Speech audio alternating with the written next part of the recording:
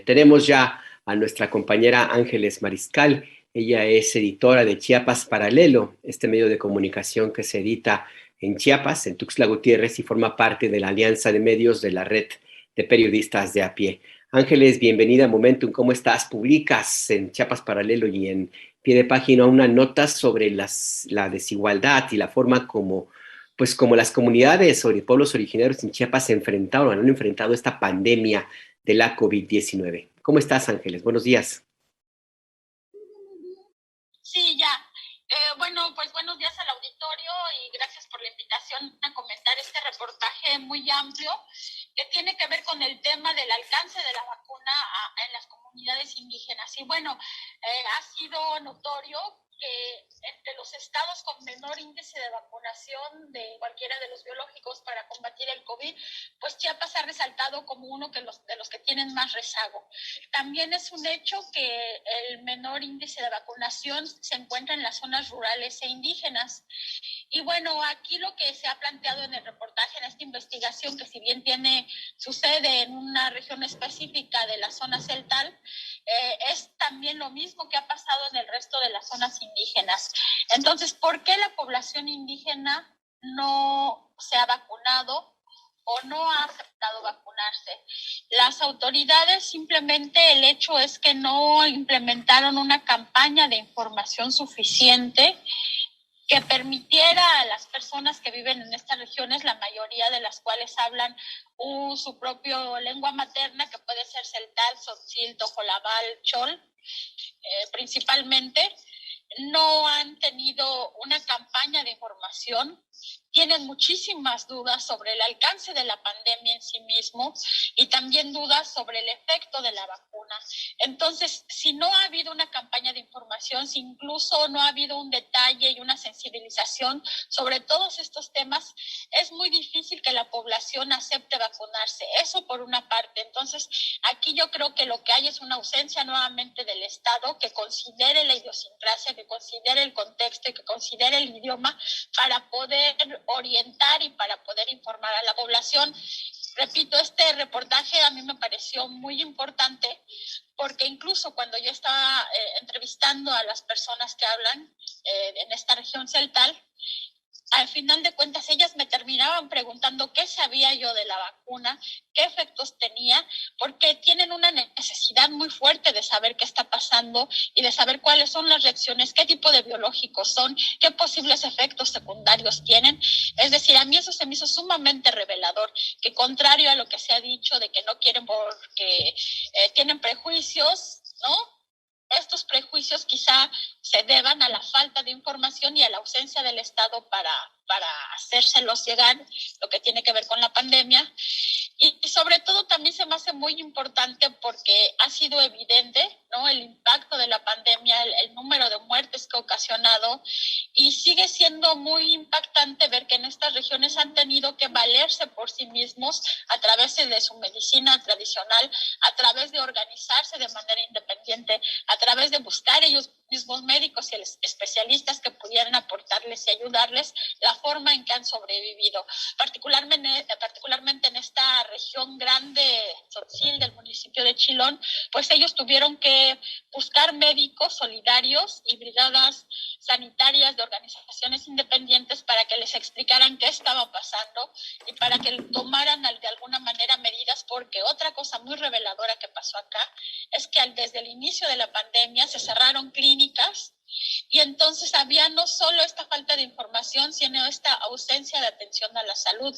Ahorita ya se abrieron las clínicas, que son clínicas rurales que están en las localidades, que son pocas de por sí, pero digamos que en este momento difícil del inicio de la pandemia enfrentaron toda esta falta de información, esta falta de acceso a la salud, esta ausencia del Estado, y ellos reflejan en este reportaje qué sucedió, ¿no? Y lo que sucedió también ahí es que los obligaron a no salir de sus comunidades, los estigmatizaron, porque incluso cuando ellos necesitaban hacer trámites en oficinas públicas les decían que no podían llegar porque podían estar contaminados. Ellos explican que la contaminación vino de las ciudades hacia ellos y no de ellos hacia las ciudades. Es decir, también hubo discriminación y racismo. Y bueno, aquí yo trato de reflejar todas estas circunstancias, pero sobre todo en este sentido de hacer nuevamente el señalamiento en que si hay una disminución o un índice bajo de vacunación, ha sido sobre todo porque no ha habido información en las lenguas indígenas, en los idiomas indígenas, porque hay muchas dudas, reitero, y porque no hay hasta el momento, a 2 años de la pandemia, esta campaña, esta información que se les haga llegar a las comunidades y se les sigue tratando como menores de edad, ¿no? Eso yo creo que es algo en lo que hemos estado insistiendo, en este racismo explícito del Estado, en esta discriminación, al considerar que ellos nada más deben obedecer, que la población nada más debe obedecer las reglas impuestas sin que haya una explicación de por medio que permita una toma asertiva de decisiones.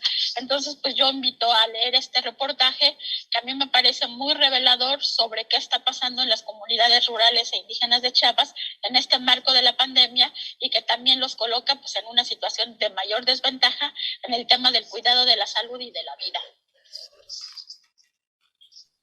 Sí, porque además aquí el punto es justamente que las medidas, las acciones que se han emprendido por parte, pues no sé si tenga que ver solamente con el gobierno de Chiapas, Ángeles, sino también inclusive con el gobierno federal, pareciera que hay que, bueno, más bien hay que revisarlas con mucho cuidado, porque, por ejemplo, en el texto que publicas en Chiapas Paralelo y en pie de página, que se llama Enfrentar una pandemia sin información, la experiencia celtal del buen vivir, pues destacas, por ejemplo, que una de las formas que eligieron las autoridades sanitarias para dar a conocer lo que sucedía con la pandemia, pues eran videos o mensajes a través de canales de YouTube, por ejemplo, o de Internet, que en una entidad, en un estado como Chiapas, donde una muy buena parte de la población no tiene acceso al Internet, pues se ve como un esfuerzo, no sé si llamarle inútil, pero por lo menos poco provechoso. Y tú mencionas el dato de que un mensaje en YouTube que se difundió con estos datos, pues tuvo apenas 233 repeticiones, que para el mundo del YouTube y el mundo de las redes sociales, pues es nada prácticamente. Además de que llegaron tarde, pues, con este tipo de mensajes, Ángeles. Un poco más de información. Sí, aquí, sí. Pues es sumamente revelador que ni siquiera hubo una planeación y un conocimiento del contexto, porque en la mayoría de esas comunidades rurales e indígenas no hay ni siquiera acceso a Internet. O sea, antes de la pandemia o en el momento fuerte de la pandemia, solo el 16% de la población en Chiapas, en general en Chiapas, tenía acceso a Internet, y en todas estas regiones es apenas que empezaron a acceder. Pero, por ejemplo, para que una población tenga acceso a Internet, para que una persona tenga acceso, tiene que pagar fichas de 1 hora, de 2 horas, y a costos que para ellos sí a veces lo hace inaccesible. Es decir, no hay la forma de hacerles llegar el mensaje, o no se buscó la forma de hacerles llegar el mensaje, y solo pareciera que se cumplió con una cuestión más protocolaria, pero no una acción que realmente impactara en las poblaciones. Entonces también eso es algo que destacar, que si le preguntamos a un funcionario de gobierno, tanto estatal como federal, cómo es la campaña de información, te va a decir seguramente que este tipo de mensajes, pero evidentemente pues no van a tener absolutamente ningún impacto en esta población, que a duras penas tiene medios comunitarios, ¿no? O tiene la señal de radio normal o la analógica. Entonces, eso es algo, pues un esfuerzo que realmente no fue ningún esfuerzo del Estado. Y bueno, en su momento la responsabilidad la tuvo el gobierno del Estado, pero también aquí una responsabilidad fuerte tiene que ver con el gobierno federal, y sobre todo aquí, como hubo pues varias irregularidades en el proceso de vacunación, ahorita quien tomó la coordinación, como todos sabemos, es el IMSS, pero a la fecha no hay ningún mensaje en los idiomas indígenas, en las lenguas indígenas, que pueda suplir esta necesidad de información que sí están requiriendo y que sí están demandando las comunidades. Les invito a ver este video que también elaboramos, donde hablan muy claramente de las dudas que ellos tienen y de cómo han tenido que aprender con sus propios esfuerzos este proceso, ¿no? Pero aquí ellos preguntan cómo funcionan las vacunas, ¿no? ¿Cuál es el impacto de la pandemia? ¿Cómo afectan las vacunas? ¿Cuáles vacunas hay?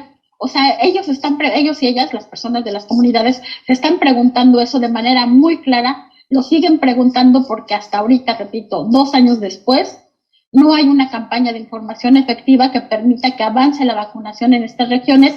Y bueno, eso sin considerar con que también si ellos quisieran vacunarse, tendrían que trasladarse a localidades más grandes, a cabeceras municipales más grandes, porque tampoco es que haya una campaña comunitaria de vacunación, ¿no? Eso también es otra de las cuestiones que resalto en este reportaje.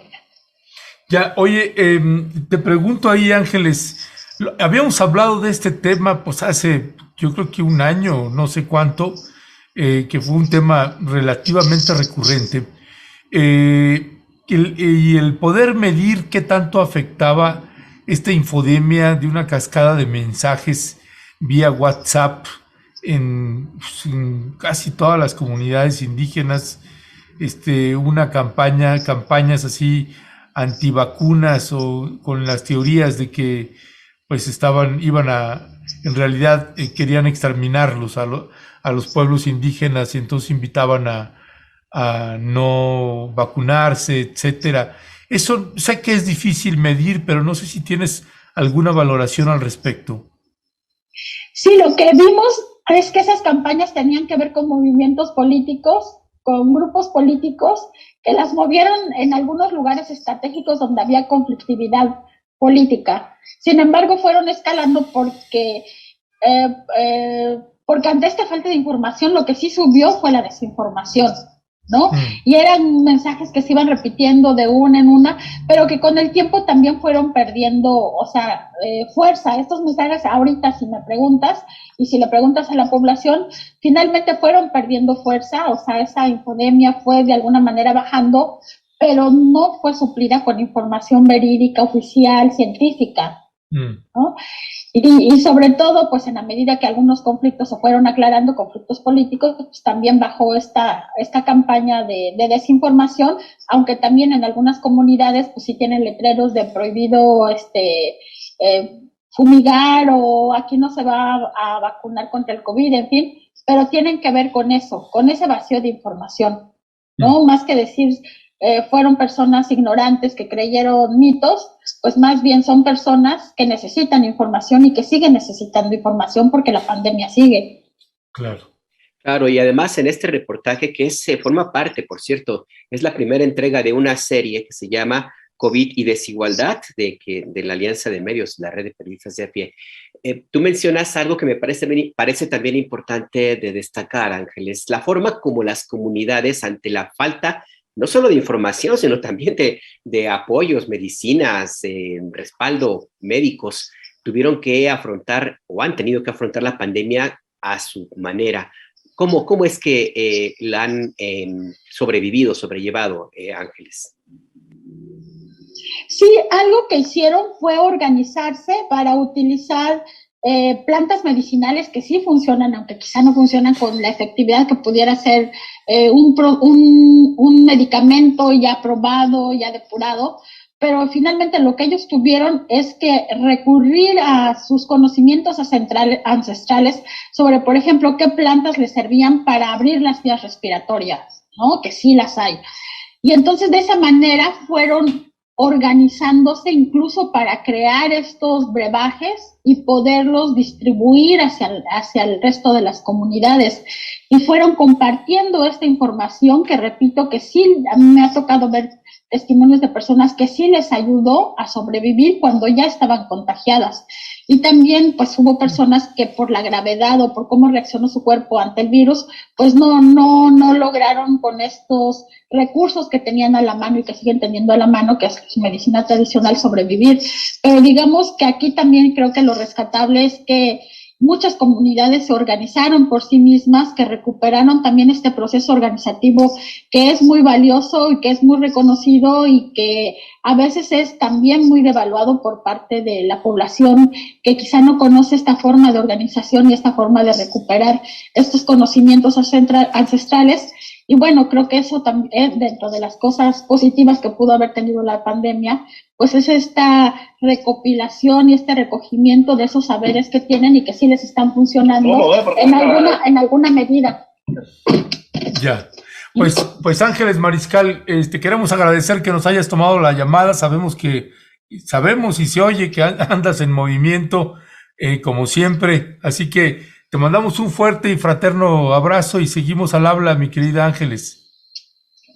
Sí, pues aquí estamos y gracias por la invitación y por pues también dar a conocer este tipo de situaciones que están pasando y que pues como repito, lo que se está poniendo en juego aquí es la vida de las personas, de las comunidades, y se está reflejando nuevamente esta ausencia del Estado mexicano con cuestiones muy específicas, muy concretas y que ni siquiera serían muy costosas, pues poder ayudar a la población.